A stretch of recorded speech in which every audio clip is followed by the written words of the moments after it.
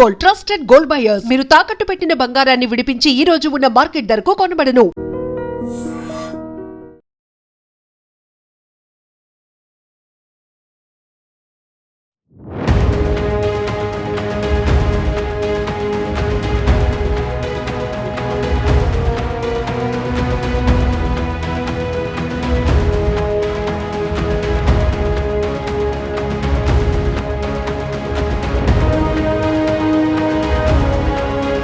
నమస్తే, welcome to I dream. నా పేరు వలి. లైవ్ కాల్లో జాయిన్ అయ్యారు ప్రముఖ వరల్డ్ అలర్జీ ఫౌండేషన్ ప్రెసిడెంట్, ప్రముఖ ఇమ్యునాలజిస్ట్ డాక్టర్ వ్యాకరణు నాగేశ్వర్ గారు. సార్తో మాట్లాడదాం. సార్ నమస్కారం. నమస్తే అండి. సార్, ఒక అమానుషమైనటువంటి ఘటన జరిగింది ఇవాళ హైదరాబాద్ లో, పోచారం అనే ఏరియా పరిధిలో. అంటే ఇద్దరు పెళ్లి కావాల్సినటువంటి జంట సార్. అందులో మగ వ్యక్తి మనోహర్ అతని పేరు. అతనికి ఇటీవలే హెచ్ఐవి పాజిటివ్ వచ్చింది సార్. ఈ విషయం తెలిసినటువంటి అమ్మాయి నేను పెళ్లి చేసుకోను అని చెప్పి పెళ్లికి నిరాకరించింది. వీడు కక్ష పెంచుకుని వాళ్ళ ఇంటికి వెళ్ళి గొడవ చేసి ఒక ఇంజెక్షన్ లో ఆ హెచ్ఐవితో కూడినటువంటి రక్తాన్ని తీసుకొచ్చినటువంటి ఇంజెక్షన్ ఆమెకి బలవంతంగా ఎక్కించేసి పారిపోయాడు. తర్వాత అతన్ని పోలీసులు పట్టుకున్నారనుకోండి. ఈమె ఆసుపత్రిలో ట్రీట్మెంట్ తీసుకుంటున్నటువంటి పరిస్థితి ఉంది. చాలా బాధాకరమైనటువంటి విషయం సార్. అంటే ఒక సైకో లాగా బిహేవ్ చేసి ఇలాంటి పరిస్థితి చేశాడు. ఇప్పుడు ఆమెకి ఇంజెక్షన్ ఇచ్చినటువంటి నేపథ్యంలో ఆమె కూడా హెచ్ఐవి పేషెంట్ అయిపోయినట్టేనా? హెచ్ఐవి పాజిటివ్ అని చెప్పి ఎట్లా నిర్ధారిస్తారు? ఎందుకంటే మిమ్మల్ని నేను ఎందుకు ఈ క్వశ్చన్ అడుగుతున్నానంటే సార్, మీరు 2 తెలుగు రాష్ట్రాల్లో 1500 మంది వరకు హెచ్ఐవి పేషెంట్లకు ట్రీట్మెంట్ ఇచ్చి ప్రపంచవ్యాప్తంగా గుర్తింపు పొందారు సార్. సో అందుకే ఈ వీడియో మీతో చేయడం కరెక్ట్ అనిపించింది. ఏం చెప్తారు సార్, ఈ పేషెంట్ పరిస్థితి ఎట్లా ఉండబోతోంది? రైట్, ఇక్కడ ఆ పేరు పక్కకు పెట్టండి. ఒక మనిషి ఏదో కోపంగానో ఆవేశంగానో కసితోనో వచ్చి ఆ అమ్మాయికి ఇంజెక్షన్ ఇవ్వడం జరిగింది అని మనం అంటున్నాం. మనం గమనించవలసిన కొన్ని విషయాలు వైద్యపరంగా ఏం గమనించాలంటే, ఈయనకి హెచ్ఐవి పాజిటివ్ వచ్చింది కాబట్టి నేను నిన్ను పెళ్ళాడను అని ఈ అమ్మాయి చెప్పిందని మీరు అంటున్నారు. సో ఈయనకి హెచ్ఐవి పాజిటివ్ వచ్చినంత మాత్రాన ఆ ఇంజెక్షన్ ఆయన రక్తమే తీసుకొచ్చి గుచ్చినట్టయితే మనం నిర్ధారించవలసింది ఏంటంటే ఈయనకి ఎన్ని సంవత్సరాల నుంచి హెచ్ఐవి ఉంది. అది చాలా కీలకమైన విషయం. సపోజ్ ఇతనికి రీసెంట్ గా డయాగ్నోస్ అయింది అనుకోండి, ఒక 1 వీక్ 10 days బిఫోరో 20 days బిఫోరో, లేదంటే ఆ పెళ్లి సంబంధాల ముందర కన్ఫర్మేషన్ ముందర ఒక 3 months బిఫోర్ కనుక డయాగ్నోస్ అయి ఉంటే, ఆ ఇంజెక్షన్ గనక ఆమెకి ఇచ్చి ఉంటే రిస్క్ ఫ్యాక్టర్ తక్కువ ఉంటుంది. లేదు, ఈ మహానుభావుడికి చాలా రోజుల నుంచి ముందే హెచ్ఐవి పాజిటివ్ తెలియకుండానే తిరుగుతున్నాడు, ఆయనకి ఏం చేయాలో తెలీదు, చెప్పుకోలేక అక్కడే ఉన్నాడు, 1 year 2 years తర్వాత పాజిటివ్ వచ్చిందని అనుకోండి ఒక గివెన్ కేస్ సినారియోలో, అప్పుడు రిస్క్ ఫ్యాక్టర్ పెరుగుతుంది. ఇది ఇక్కడ గమనించాలి. రెండో కీలకమైన విషయం ఏంటంటే, హెచ్ఐవి ఇంజెక్షన్ తీసుకొచ్చి ఎలా ఇచ్చాడు అనేది చాలా కీలకం. పోలీస్ వారు కూడా ఈ వీడియో చూడాల్సిన అవసరం ఉంటుంది. ఎందుకనంటే హెచ్ఐవి ఇంజెక్షన్ గనక కండరానికి ఇస్తే అది ఇన్ఫెక్టివ్ స్టేజ్ గా మారటానికి టైం పడుతుంది. హెచ్ఐవి ఇన్ఫెక్షన్ గనక అతను కసితోని బ్లడ్ వెజల్లో గనక ఎక్కించినట్టుంటే, అంటే మేము హాస్పిటల్లో ఐవి ఫ్లూయిడ్స్ ఇస్తాం కదా సార్, అలాంటి పరిస్థితుల్లో గనకైతే అది తొందరగా శరీరంలో వ్యాప్తి చెందే అవకాశం ఉంటుంది. సో ఇది కూడా నిర్ధారణ అవ్వాల్సిన అవసరం ఉంటుంది. ఇవన్నీ దాటుకొని వచ్చిన తర్వాత ఇన్ఫెక్షన్ వస్తుందా రాదా అనటానికి మేము ఏం చెప్తామంటే ఒక విండో టైం అనేది ఉంటుంది మాకు. ఇలాంటి కేసెస్ చెన్నైలో ఇంత ముందు 1-2 చోట్ల రికార్డ్ అయినాయి.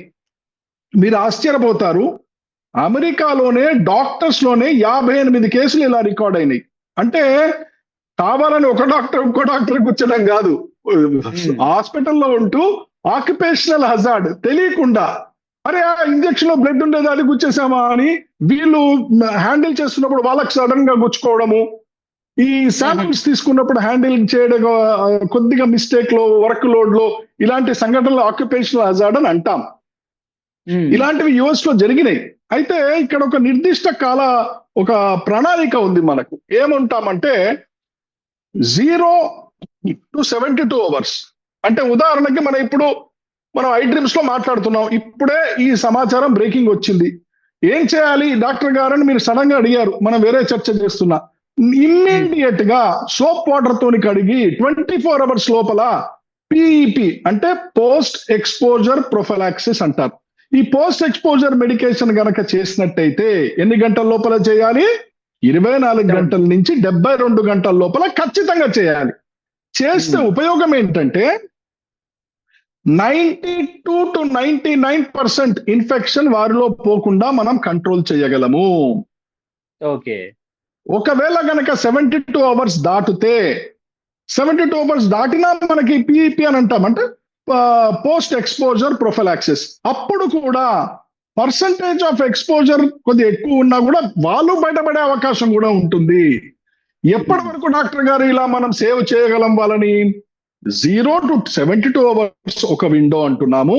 72 అవర్స్ తర్వాత కూడా కనుక మన టెస్ట్ లో వీరికి చేసుకున్న తర్వాత మనం ఏదైతే ఎలిసా మెథడ్ లో 4th జనరేషన్ టెస్ట్ అని అంటాం, మనం ఆ టెస్ట్ కనుక చేస్తే లోడ్ ఇంకా అంత లేదు అన్నప్పుడు మనం ఈ ప్రొఫిలాక్సిస్ 28 డేస్ ఇస్తామండి.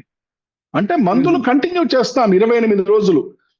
ఇలా 28 రోజులు కంటిన్యూ చేసిన వాళ్ళలో, అంటే ఇక్కడ వాళ్ళలో వైరస్ పోయిన తర్వాత కూడా వాళ్ళు చక్కగా డాక్టర్ దగ్గరికి కరెక్ట్ టైంలో రెస్పాండ్ అయ్యి చికిత్సా విధానం ఏదైతే పిఈపి అనేదైతే అంటామో పోస్ట్ ఎక్స్పోజర్ ప్రొఫిలాక్సిస్ తీసుకుంటారో 28 డేస్ ఎవరైతే కరెక్ట్ గా తీసుకుంటారో వాళ్ళలో మళ్ళీ 90% హెచ్ఐవి రాకుండా బయటపడే వాళ్ళు ఉంటారు. అంటే ఇక్కడ దాని అర్థం ఏంటంటే ఇప్పుడు చెప్పండి సార్, చెప్పండి.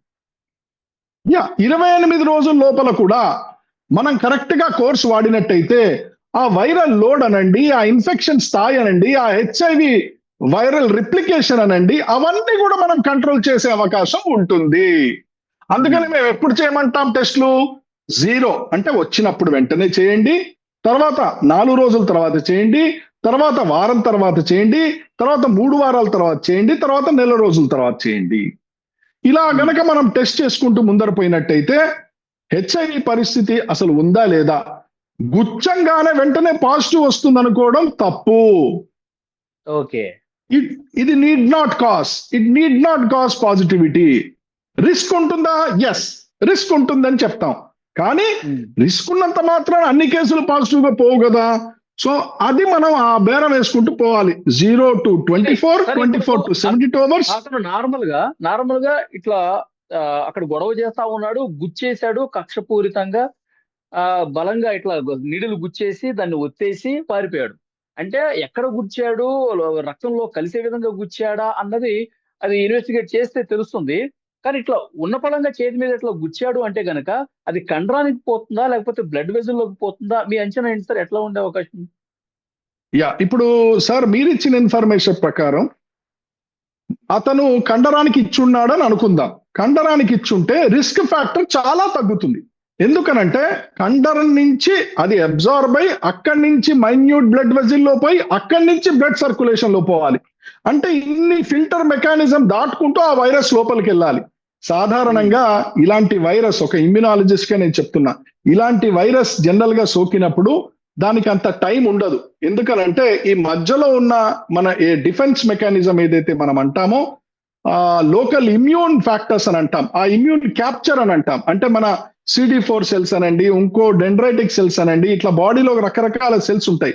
ఇవి ఇమ్మీడియట్ గా ఐడెంటిఫై చేస్తాయి ఎస్ వైరస్ వచ్చింది అని, వెంటనే అలారం మోగిస్తాయి. దేనికి? అది అతుక్కోకుండా బాడీలో వైరల్ రిప్లికేషన్ కాకుండా కాపాడుకునే గుణగణాలు వ్యాధి నిరోధక శక్తి ఇమ్మీడియట్ గా చేసేస్తుంది. అందుకనే కండరానికి ఇచ్చుంటే రిస్క్ ఫ్యాక్టర్స్ తక్కువ ఉంటాయి. కండరానికి కాకుండా బ్లడ్ వెజల్ కి కనుక ఇచ్చుంటే రిస్క్ ఫ్యాక్టర్స్ పెరుగుతాయి. పెరిగినా కూడా దేర్ ఈస్ ఎ పాసిబిలిటీ, అధైర్యపడాల్సిన అవసరం లేదు.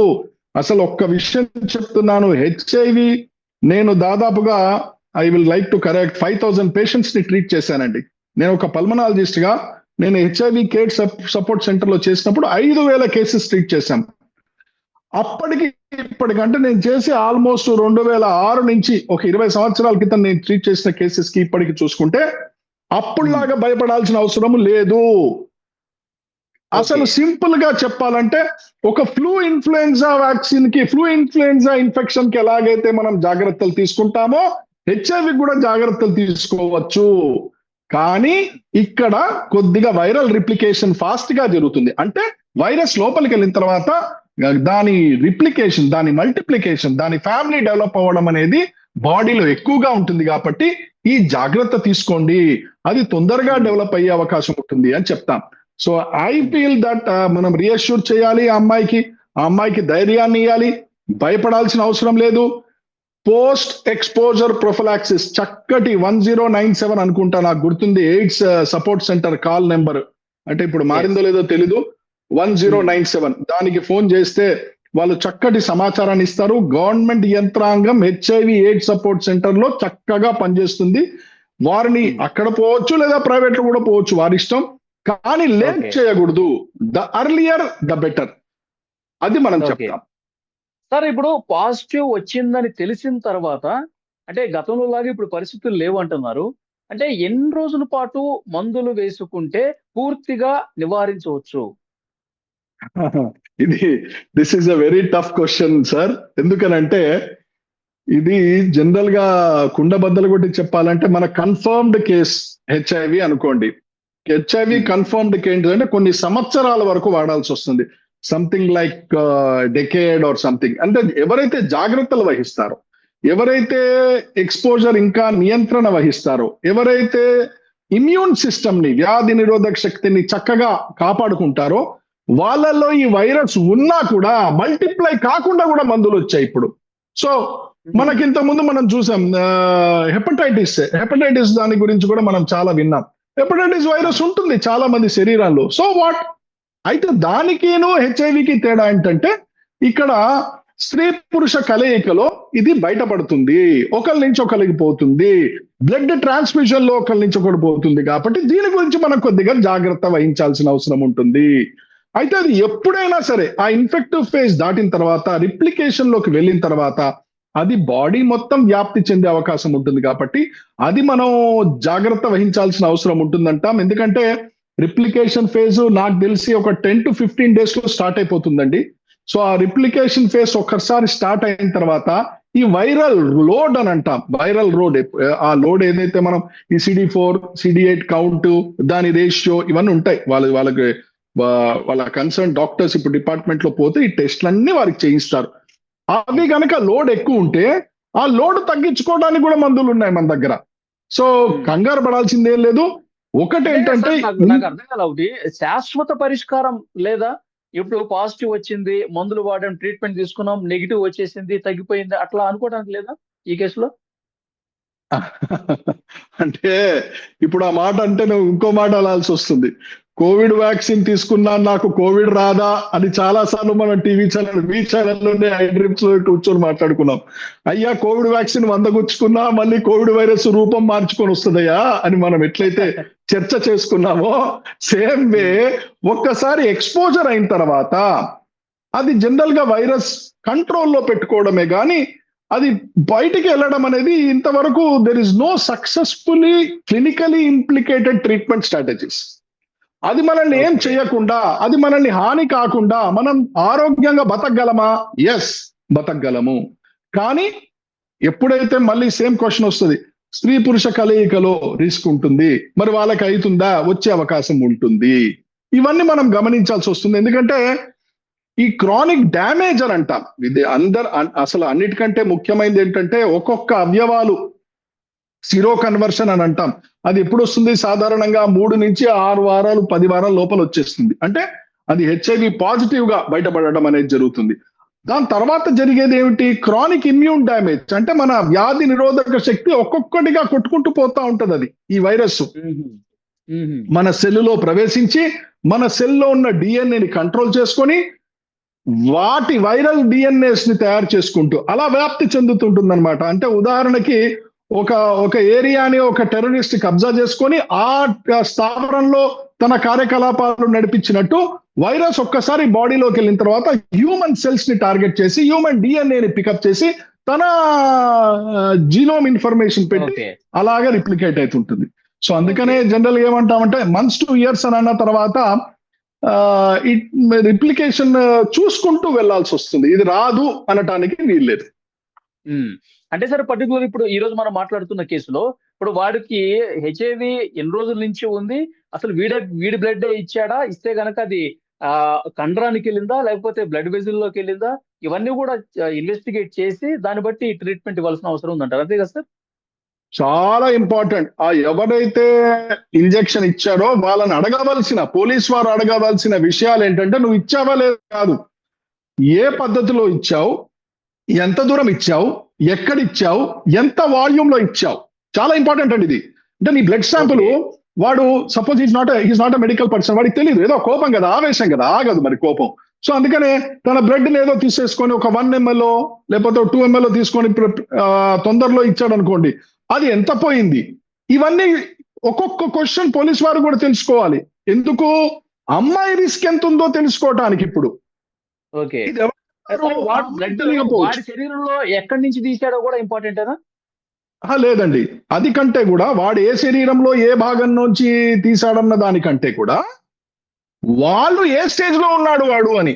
అంటే నేను ఇంతకుముందు మనం స్టార్టింగ్ లో మాట్లాడుకున్నాం, వాడు న్యూలీ డయాగ్నోస్డా, క్రానిక్ పేషెంటా, లేదంటే చాలా సంవత్సరాల నుంచి మందులు వాడుతున్నాడా, ఇది తెలుసుకోవాలి పోలీస్ వారు.